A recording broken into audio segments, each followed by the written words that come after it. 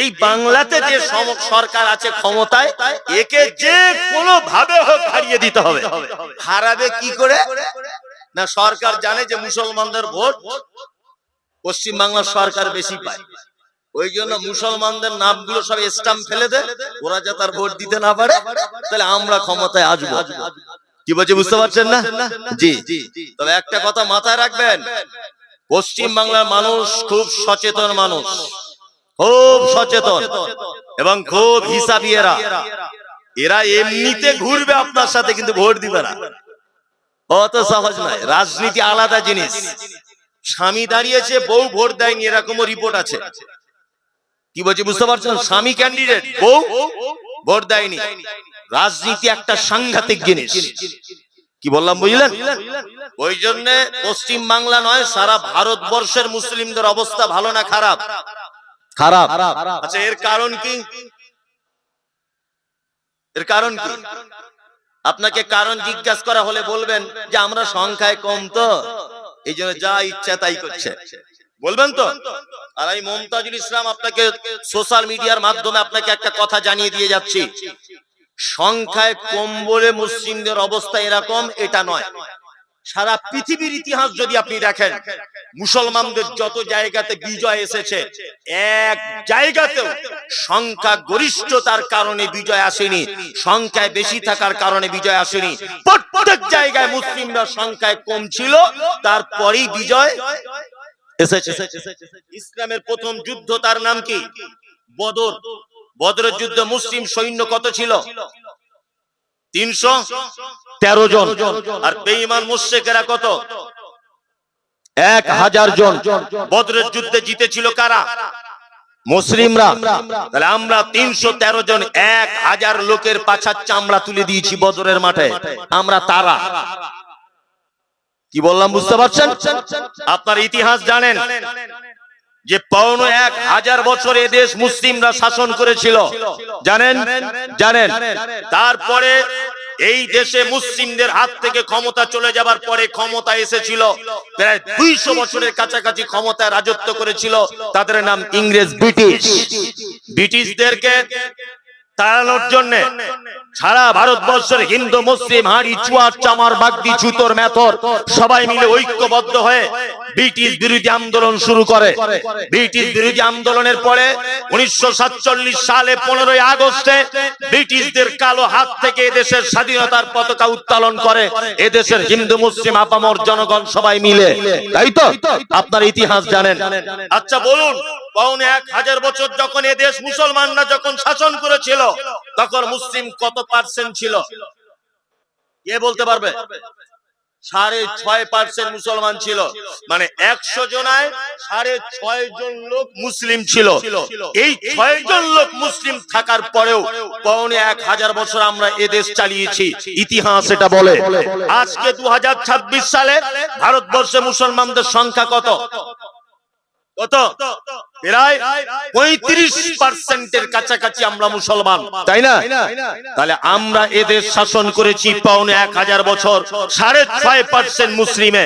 আজকে 35% মুসলিম থাকার পরেও কখনো এসআইআর, কখনো ওয়াকফ সম্পত্তি কেড়ে নেওয়া, কখনো রাম মন্দির তৈরি করা, বাবরি মসজিদ ভেঙে দিয়ে, কখনো ডিটেনশন ক্যাম্প, কখনো মসজিদ ভেঙে দেওয়া, কখনো ত্রিপুরাতে মসজিদ আগুন লাগিয়ে দেওয়া, কখনো মুর্শিদাবাদের পরিযায়ী শ্রমিকদের ধরে মারা, কখনো বাংলাতে স্ট্যাম্প ফেলে দেওয়া, বিচারাধীন ভাবে তাদের ভোটের তালিকাতে বিচারাধীন করে দেওয়া, যত রকমের মুসলিমদের উপর অত্যাচার চলছে।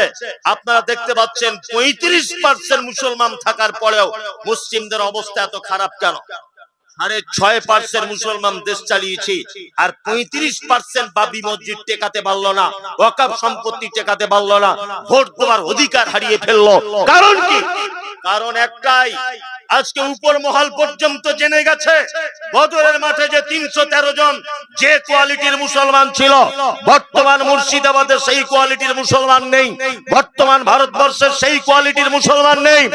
এরা এই মুসলমান যারা কবরে কবর খুঁড়তে গিয়ে দাঁড়িয়ে বিড়ি টানে, এরা সেই মুসলমান। কবর খুঁড়ছে একটা লোকের, 2 জন মিলে বিড়ি টানছে কবরে দাঁড়িয়ে। আল্লাহর কসম, নিজে চোখে দেখার কথা বলছি। এরা কেমন মুসলমান? ভোটের আগের দিন যদি 2000 টাকা দেয় হাতে এরকম করে গোপন ভাবে, তা যারা বাবরি মসজিদ ভেঙেছে তাদের ভোট দিয়ে দিবে। ও শুধু 2000 টাকার দরকার। আমরা তো এই মুসলমান। কি বলছি বুঝতে পারছেন না? আমরা কেমন মুসলমান? আজকে উপর মহল জেনে গেছে যে এরা সেই মুসলমান নেই, এরা নামে মুসলমান, ঈমান কে খুব কমজোর। আপনাকে মজার বিষয়কে বসিয়ে রেখেছি, এবার ওটা বলি আপনাকে। তাহলে আমরা চলবো কাদের সাথে? প্রাইজ প্রাপ্তদের সাথে, তাই তো? প্রাইজ পেয়েছে কারা? 1 নবীগণ, তাই তো? 2 সাহাবীগণ, 3 শহীদগণ, 4 সৎ কর্মশীলগণ, তাই তো? বর্তমান মুসলমানদের অবস্থা খারাপ কেন এটা আবার বলছি। ধরে নেন উদাহরণ, আমি একটা রাজনৈতিক নেতা, আমি দাঁড়িয়ে পেচ্ছাপ করি, আমার দাড়ি নেই, আমি নামাজ পড়তে পড়তে এরকম করে দেখি, ধরে নেন আপনি। 2 আমি কলেমাও জানি না, 1 মাস রোজাও করি না, কখনো কখনো রাতের বেলা নাইট ক্লাবে গিয়ে ধরাও পড়ি, ধরে নেন আমি একটা রাজনৈতিক নেতা, তাই তো? আর এ ধরে নেন ইমানদার লোক, দাড়িওয়ালা, টুপিওয়ালা, পরেশগার, তাহাজ্জুদ পড়ে, খুব ভালো ছেলে, হারাম হালাল দেখে খায়, তাই তো? এবার আমার দিকে ফেরুন। আচ্ছা, এই ছেলেটা যত ভালোই হোক, এ কোনোদিন নবীদের দরজায় পৌঁছাতে পারবে? পারবে? পারবে না। আচ্ছা, এ যত ইমানদারি হোক, কোনোদিন আবু বকর, ওমর, উসমানের মতো হতে পারবে? তাহলে নবীদের পর্যায়ে পড়লো না, সাহাবীদের পর্যায়ে পড়লো না, তাই তো? চলুন, শহীদ বদরের মাঠে, উহুদের মাঠে যারা শহীদ হয়েছে তাদের মতো মর্যাদা জীবনে পাবে? পাবে না। তাহলে প্রাইজ প্রাপ্ত 4টে লোক, 3টেতে টিকতে পারলো না, আর একটা বাকি আছে। বক্তব্য বুঝবেন, একটা বাকি আছে সলিহিন, সৎ কর্মশীল, ভালো কাজ যারা করে। আচ্ছা, এই ব্যক্তির মধ্যে এ পড়তে পারে কি পারে না? পারে। কারা কারা পারে বলছে ভাত তুলুন তো, মজার বিষয় দেখি, তুলুন। পারে? পারে। তাহলে এ প্রাইজ প্রাপ্তদের 3টের মধ্যে থাকবে না, একটা হলেও আছে। এবার আমি সেই গাঁজাখোর রাজনৈতিক নেতা বলুন আর টাকা পয়সাওয়ালা বেশি, গাঁটের নিচে কাপড়, দাঁড়িয়ে পেচ্ছাপ করি, রাতের বেলা মেয়ে ছেলে নিয়ে হোটেলে ধরা পড়ি, নামাজ পড়তে পড়তে এরকম করে দেখি, আমি সেই চিজ, ধরে নেন। আচ্ছা বলুন, আমি নবীদের জায়গায় পৌঁছাতে পারবো? সাহাবীদের জায়গায়, শহীদদের জায়গায়, সলিহিনদের কোয়ালিটিতেও আছে? নেই তো? নেই। এবার আপনি বলুন, বর্তমানে আপনি কার সঙ্গে চলছেন?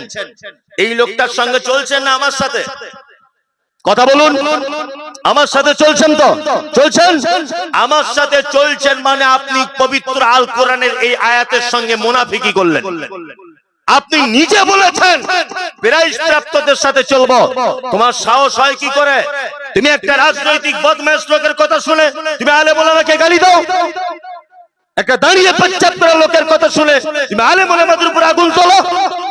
ও সলিহিনদের মধ্যেও পড়ে না। শুনুন, একটা কথা আপনাকে বলি, খুব সাবধানে পা ফেলুন। মুসলমানদের বর্তমান অবস্থা খারাপ, তার আর একটা কারণ, সারা পৃথিবীর ইতিহাস যদি আপনি খুলে দেখেন, সারা পৃথিবীর সবথেকে বড় সর্বনাশ করেছে ইসলামের, তারা হচ্ছে মুনাফিকরা। মুনাফিকরা সবথেকে বেশি ক্ষতি করেছে। আর মুনাফিকদের চরিত্র কি? মুনাফিকরা ছিল 5 ওয়াক্ত নামাজি। আল্লাহর নবীর যুগের সবথেকে বড় মুনাফিকের নাম ছিল আব্দুল্লাহ ইবনে ওবাই, তাই তো? আব্দুল্লাহ ইবনে ওবাই 5 ওয়াক্ত নামাজি ছিল। আল্লাহর নবী যখন উহুদের ময়দানে যাচ্ছেন যুদ্ধ করতে, 1000 সাহাবীদেরকে নিয়ে আব্দুল্লাহ ইবনে ওবাই মুনাফিক 300 জন লোককে রাস্তার মাঝখান থেকে ভাগিয়ে নিয়ে চলে গিয়েছিল। মুসলিমরা এক পর্যায়ে 3000 লোকের বিরুদ্ধে লড়াই করতে গিয়ে উহুদের মাঠে মুহাম্মদ সাল্লাল্লাহু আলাইহি ওয়াসাল্লামের 70 জন তরতাজা নিরীহ সাহাবী তারা শহীদ হয়েছিলেন। ইসলামের সর্বপ্রথম যারা ক্ষতি করেছে মুনাফিকরা ক্ষতি করেছে। কি বলছে বুঝতে পারছেন? নামধারী মুনাফিকরা ক্ষতি করেছে। ডাক্তার জাকির নায়েক, তাকে দেশ থেকে তাড়িয়ে দেওয়া হয়েছে। আমি প্রথম বক্তব্য রাখতে গিয়ে বলেছিলাম সরকার মনে হয় তাকে দেশ ছাড়া করে দিয়েছে। আমি এখন ভেবে চিন্তে দেখছি না, ডাক্তার জাকির নায়েককে তাড়িয়েছে মুসলিম নামধারী মুনাফিক হুজুরেরা। এরাই সবচেয়ে বেশি করেছে।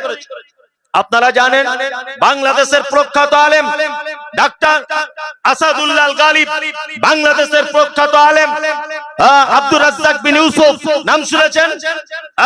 আচ্ছা, ওই লোকটাকে ভারতে আসার ভিসা দিচ্ছে না কেন? কেন দিচ্ছে না? ও কি কারোর মেয়েকে নিয়ে পালিয়েছে? ও কি কাউকে মার্ডার করেছে? ও কি কারোর কোটি কোটি টাকা আত্মসাৎ করেছে? তারপরেও কেন ওকে ভারতে ভিসা দেওয়া হচ্ছে না? ভারত থেকে অভিযোগ করা হচ্ছে বারবার। অভিযোগ করছে কারা? নামধারী টুপিওয়ালা হুজুর মাজার পূজারী যারা, তারা এরাই হচ্ছে জাতির সবথেকে বড় গাদ্দার। তার মানে বুঝতে পারা যাচ্ছে ইসলামের যদি সবথেকে বেশি ক্ষতি করে নামধারী মুসলমানরা করছে। কি বলছি বুঝতে পারছেন? আপনার বন্ধুকে ওই রাজনৈতিক নেতা, যে রাজনৈতিক নেতা পশ্চিম বাংলার মুসলমানদেরকে বিপদে ফেলে দেওয়ার জন্য বারবার আপনাদেরকে আহ্বান জানাচ্ছে বারবার, আর অশিক্ষিত মুসলমান তার পিছনে ঘুরছে। তাহলে আপনার বন্ধু করেছেন কার সাথে? মূর্খ, পচা, বুদ্ধিমান নয়, নামাজ নাই, রোজা নাই, দাড়ি নাই, টুপি নাই, কিচ্ছু জানে না, এইরকম লোক আপনার নেতা হয়েছে। আপনি কিয়ামত পর্যন্ত কোনোদিন সফলতা পাবেন না। সারা জীবন মার খেয়ে যেতে হবে, সারা জীবন মার খেয়ে যেতে হবে। এবার একটা কথা আপনাকে বলি, হেদায়েত বলছিলাম, তুই কি ওখানে বস, হেদায়েত বলছিলাম। আচ্ছা, এখান থেকে ধরে নেন আমি যাব ফারাক্কা ব্রিজে, ওটা কোন দিকে? এই দিকে। এখন এই গ্রামটার নাম কি? ভৈরবডাঙ্গা। ভৈরবডাঙ্গার একটা লোক ফারাক্কা ব্রিজে যাবে বলে বাড়ি থেকে বার হয়েছে। ব্রিজ এই দিকে, কিন্তু ও যাচ্ছে এই দিকে, আমার দিকে ফিরুন। ও যাচ্ছে কোন দিকে? এই দিকে। মোটামুটি 4-5 কিলোমিটার চলে গেছে। 4-5 কিলোমিটার যাওয়ার পরে ওই লোকটাকে আর একটা লোক জিজ্ঞেস করছে, ভাই ফারাক্কা ব্রিজ যাব কোন রাস্তায়? আচ্ছা বলুন তো, ও কোন রাস্তা দেখাবে? বলুন। আমার ভাষা বুঝতে পারেননি? বুঝতে পেরেছেন? ভৈরবডাঙ্গার একটা লোক ফারাক্কা ব্রিজে যাবে বলে বাড়ি থেকে বার হয়েছে, ও এইদিকে ব্রিজ, কিন্তু হাঁটছে এইদিকে। এখন ভৈরবডাঙ্গার ওই লোকটাকে আর একটা লোক জিজ্ঞেস করছে, ভাই ফারাক্কা ব্রিজ কোন দিকে? আচ্ছা, ও কোন দিক দেখাবে? তার মানে বুঝতে পারা যাচ্ছে যে নিজে ভুল পথে চলে সে কাউকে সঠিক পথ দেখাতে পারে না। তার কাছে থাকলে সেও আপনাকে ভুল রাস্তায় চালাবে, তাই না? তা আপনি এখন ঘুরছেন কার সাথে? ভুল লোকের সাথে না ঠিক লোকের সাথে? ভুল লোকের সাথে। তার মানে জীবনে আপনি হেদায়েতের আলো দেখতে পাবেন না। লোক পরিবর্তন করুন। কি বলছি বুঝতে পারছেন না? এখন মুসলমান এই যে রাজনীতি শুরু হয়ে গেল। কি বলছি বুঝতে পারছেন না? এই রাজনীতি শুরু হলো, কিছুদিন পরে ভোট ঘোষণা হয়েছে। দেখবেন 100 লোক যদি মারা যায় 95টা মুসলমান মরবে। দেখবেন আপনি, মানে এমন ক্ষমতা দেখায় মনে হয় সারা ভারতের বাপের। এই দুই ভাই মারামারি করে মার্ডার করে বসে আছে। কেন আপনি মারামারি করতে যাচ্ছেন কেন? মুসলমানদের এমনি অবস্থা খারাপ। এখন একটা গ্রামে কোনো রকমের ঝামেলা ঝগড়া করবেন।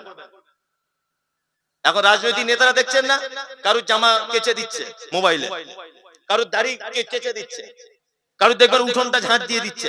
মানে এখন এমন অবস্থায় যারা ভোটে দাঁড়িয়েছে, আপনি পায়খানা করলেও মনে হয় পানিটা দিয়ে পরিষ্কার করে দিবে। আর ঠিক ভোট হয়ে যাক, তোর নাম কি? আশরাফুল, ক্যান্সেল, তো চাকরি পাবি না, চল যা। আর মুসলমানের মাথায় গোবর ভরা, ওর পিছনে সারাদিন ঘুরছে। আর ইনকালাব জিন্দাবাদ, আমার নেতার চরিত্র ফুলের মতো পবিত্র। তোমার নেতা পায়খান ঘরের পর্যন্ত টাকা মেরে খায়, তুমি কার সার্টিফিকেট দিচ্ছ ফুলের মতো পবিত্র? বদমাইশ, তোমার মাথাতে মগজ আছে? জীবনে 10 টাকা পাও তুমি তার কাছ থেকে? তোমাকে নিয়ে শুধু ফুটবল বলের মতো ব্যবহার করছে তোমাকে। আর মুসলমান মারামারি করে মরছে। কালকেই তো দেখলাম, মনে হয় ভাঙরে বোম বাস্টিং হয়েছে, একজন না কজন নিহত হয়েছে বা আহত হয়েছে জানি না, বোম ফেলাফেলি হচ্ছে একদম মুসলিম জায়গা। মারছেও মুসলমান, মরছেও মুসলমান। একটা ভালো কোনো অন্যান্য শিক্ষিত মানুষরা জীবনে দেখেছেন মারামারি করতে? না। কেউ ভোটে দাঁড়িয়েছে তাকে বোম মেরেছে দেখেছেন? না। ভক্তদের বোম মারছে। ভক্ত কারা? এই যে অশিক্ষিত মূর্খ, বোঝে না কিছু। ওই বলে দিয়েছে তুই এর পরের বছরে ঘর পাবি, ওই লোভে ছুটছে। আল্লাহ, নিজেকে পরিবর্তন করুন, বন্ধু পরিবর্তন করুন, তাছাড়া আপনি কখনো সঠিক রাস্তা খুঁজে পাবেন না। নেতা যদি হতে হয় আর নেতার পিছনে যদি ঘুরতেই হয়, পৃথিবীর 4টে নেতার চরিত্রের কথা আপনাকে আমি বলবো। 4টে নেতার চরিত্র হাদিস এবং কোরআন থেকে। যদি নেতার পিছনে যদি ঘুরতে হয়, আমরা এই চারটে নেতার পিছনে ঘুরবো ইনশাআল্লাহ।